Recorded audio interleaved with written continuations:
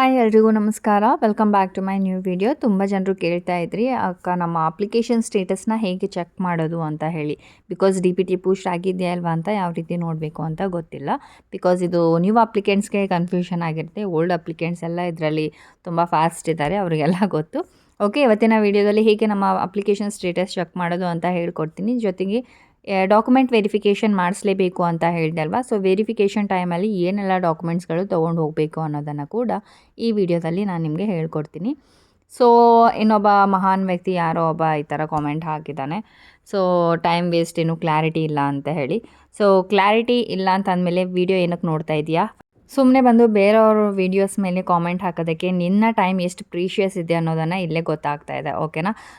So guys, educated persons ಯಾವಾಗಲೂ educated ಮಾತಾಗಿ ಆಡ್ತಾರೆ, uneducated ಯಾವಾಗಲೂ ಅನ್ಎಜುಕೇಟೆಡ್ ಥರನೇ ಬಿಹೇವ್ ಮಾಡ್ತಾರೆ. ಸೊ ಅವರಿಗೆ ನಾವು ಏನು ಹೇಳೋಕ್ಕೆ ಆಗೋದಿಲ್ಲ.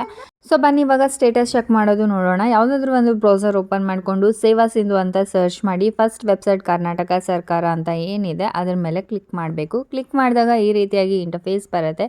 ಫಸ್ಟ್ ಟೈಮ್ ನೀವು ಸೇವಾ ಸಿಂಧು ಅಲ್ಲಿ ಲಾಗಿನ್ ಆಗ್ತಾ ಇದ್ದರೆ ರಿಜಿಸ್ಟರ್ ಮಾಡ್ಕೊಳ್ಬೇಕಾಗತ್ತೆ. ಇಲ್ಲಿ ಕೆಳಗಡೆ ನ್ಯೂ ಯೂಸರ್ ರಿಜಿಸ್ಟರ್ ಹಿಯರ್ ಅಂತ ಇದೆ ಅಲ್ವಾ. ಸೊ ಅದ್ರ ಮೇಲೆ ಕ್ಲಿಕ್ ಮಾಡಿಕೊಂಡು ನಿಮ್ಮ ಆಧಾರ್ ಕಾರ್ಡ್ ನಂಬರ್ ಹಾಕ್ಕೊಂಡು ಅಲ್ಲಿ ಕ್ಯಾಪ್ಚರ್ಸ್ ಎಲ್ಲ ಕಾಣಿಸುತ್ತೆ. ಕ್ಯಾಪ್ಚರ್ಸ್ನ ಎಂಟರ್ ಮಾಡಿಕೊಂಡು ಒಂದು ನಿಮ್ಮ ರಿಜಿಸ್ಟರ್ ಮಾಡ್ಕೊಳ್ಬೇಕು. ನಿಮ್ಮ ಫೋನ್ ನಂಬರ್, ಇಮೇಲ್ ID ಮತ್ತು ಪಾಸ್ವರ್ಡ್ ಎಲ್ಲ ಕ್ರಿಯೇಟ್ ಮಾಡೋದಕ್ಕೆ ಹೇಳ್ತಾರೆ. ಸೊ ಎಲ್ಲನೂ ಕ್ರಿಯೇಟ್ ಮಾಡಿಕೊಂಡು ರಿಜಿಸ್ಟರ್ ಆಗಬೇಕು ಮೊದಲು. ಓಕೆನಾ? ಸೊ ಇದು ಫಸ್ಟ್ ಟೈಮ್ ಸೇವಾ ಸಿಂಧು ಅಲ್ಲಿ ಲಾಗಿನ್ ಆಗ್ತಾ ಇರೋರಿಗೆ ನಾನು ಹೇಳ್ತಾ ಇರೋದು. ಸೊ ರಿಜಿಸ್ಟರ್ ಮಾಡಿದರೆ ಮಾತ್ರ ನೀವು ಇಲ್ಲಿ ಲಾಗಿನ್ ಆಗೋಕ್ಕೆ ಸಾಧ್ಯ.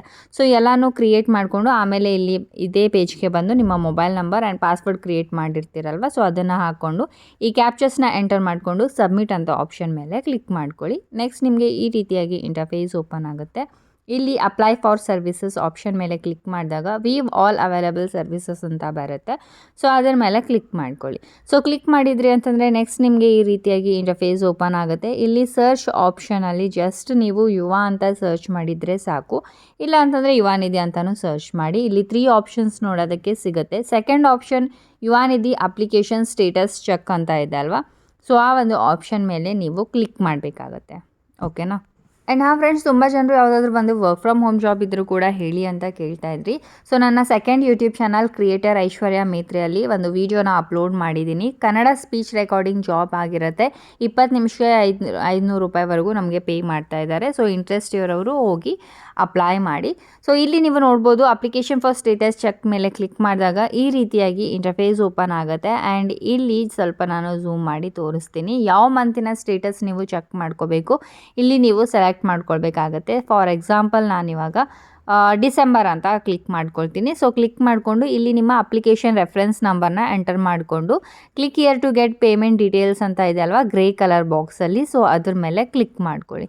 ಸೊ ಕ್ಲಿಕ್ ಮಾಡಿದಾಗ ಇಲ್ಲಿ ನೀವು ನೋಡ್ಬೋದು ಇವಾಗ DBT ಪೋಸ್ಟ್ ಅಂತ ಆಗಿದೆ. ಸೊ ಪ್ರೆಸೆಂಟ್ ಸ್ಟೇಟಸಲ್ಲಿ ಪೇಮೆಂಟ್ ಸ್ಟೇಟಸ್ ಬಂದುಬಿಟ್ಟು ಪೆಂಡಿಂಗ್ ಅಂತ ಇದೆ. ಸೊ ಇವಾಗ DBT ಪುಷ್ ಆಗಿದೆ. ಸೊ ನಿಮಗೆ ದುಡ್ಡೆಲ್ಲ ರಿಸೀವ್ ಆಗುತ್ತೆ ಅಲ್ವಾ, ಆವಾಗ ಇಲ್ಲಿ DBT ಪುಷ್ಡ್ ಜಾಗದಲ್ಲಿ DBT ಪ್ರೊಸೆಸ್ಡ್ ಅಂತ ಬಂದಿರುತ್ತೆ. ಪ್ರೆಸೆಂಟ್ ಸ್ಟೇಟಸಲ್ಲಿ ಸಕ್ಸಸ್ಫುಲ್ ಅಂತ ಬಂದಿರುತ್ತೆ. ಸೊ ಇವಾಗ ಸದ್ಯಕ್ಕೆ ಪುಷ್ ಆಗಿದೆ, ದುಡ್ಡು ಇನ್ನೂ ಕ್ರೆಡಿಟ್ ಆಗಿಲ್ಲ. ಸೊ ಈ ವಾರದಲ್ಲಿ ಕ್ರೆಡಿಟ್ ಆಗುತ್ತೆ ಅಂತ ಹೇಳಿದ್ದಾರೆ ಡಿಪಾರ್ಟ್ಮೆಂಟ್ ಅವರು. ಸೊ ನೋಡೋಣ ಯಾವಾಗ ಕ್ರೆಡಿಟ್ ಆಗುತ್ತೆ ಅಂತ. ಓಕೆನಾ? ಆ್ಯಂಡ್ ಇವಾಗ ಬನ್ನಿ ಡಾಕ್ಯುಮೆಂಟ್ ವೆರಿಫಿಕೇಷನ್ ಅಂತ ಹೇಳಿದೆ ಅಲ್ವಾ. ಸೊ ನೀವು ನ್ಯೂ ಅಪ್ಲಿಕೆಂಟ್ಸ್ ಇದ್ದೀರಾ ಅಂತಂದರೆ ಒಂದ್ಸಲ ನೀವು ಡಾಕ್ಯುಮೆಂಟ್ ವೆರಿಫಿಕೇಷನ್ ಮಾಡಿಸ್ಬೇಕಾಗತ್ತೆ. ಆ್ಯಂಡ್ ಅದು ಕೂಡ ಸ್ಟೇಟಸ್ ಚೆಕ್ಕಲ್ಲಿ ಇವಾಗ ನಾನು ಹೇಳಿದೆ ಅಲ್ವಾ, ಅಲ್ಲೇ ನಿಮಗೆ ವೆರಿಫಿಕೇಷನ್ ಪೆಂಡಿಂಗ್ ಅಂತ ತೋರಿಸುತ್ತೆ. ಅವಾಗ ಹೋಗಿ ನೀವು ಡಾಕ್ಯುಮೆಂಟ್ಸ್ DDPO ಅಥವಾ DDPI ಆಫೀಸ್ಗೆ ಹೋಗಿ ಡಾಕ್ಯುಮೆಂಟ್ಸ್ನ ವೆರಿಫೈ ಮಾಡಿಸ್ಕೊಂಡು ಬರಬೇಕಾಗತ್ತೆ. ಸೊ ನೀವು ಅಪ್ಲೈ ಮಾಡಿರ್ತೀರಲ್ವ, ಸೊ ಅದ್ರದ್ದೊಂದು ಪ್ರಿಂಟ್ ಇರಬೇಕು. ಹಾಗೆ ಯಾವ ಡಿಗ್ರಿ ಮೇಲೆ ಅಪ್ಲೈ ಮಾಡಿದ್ದೀರಾ ಅದ್ರದ್ದೊಂದು ಮಾರ್ಕ್ಸ್ ಕಾರ್ಡ್ ಇರಬೇಕು, ಜೊತೆಗೆ ನಿಮ್ಮ ಆಧಾರ್ ಕಾರ್ಡ್ ಇರಬೇಕು. ಸೊ ಇಷ್ಟು ಡಾಕ್ಯುಮೆಂಟ್ಸ್ ತೊಗೊಂಡು ಅಲ್ಲಿ ಹೋಗಿ ನೀವು ವೆರಿಫೈ ಮಾಡಿಸಿದ ಮೇಲೆ ನಿಮಗೂ ಕೂಡ ನೆಕ್ಸ್ಟ್ DBT ಪುಷ್ ಆಗುತ್ತೆ. ಓಕೆ, ಐ ಹೋಪ್ ಈ ವಿಡಿಯೋ ಯೂಸ್ಫುಲ್ ಆಗಿದೆ ಅಂತ ಅಂದ್ಕೊಂಡಿದ್ದೀನಿ. ಸ್ಟಿಲ್ ಏನಾದರೂ ಡೌಟ್ಸ್ ಇದ್ದರೆ ಕೇಳ್ಬೋದು. ಬಾಯ್ ಬಾಯ್.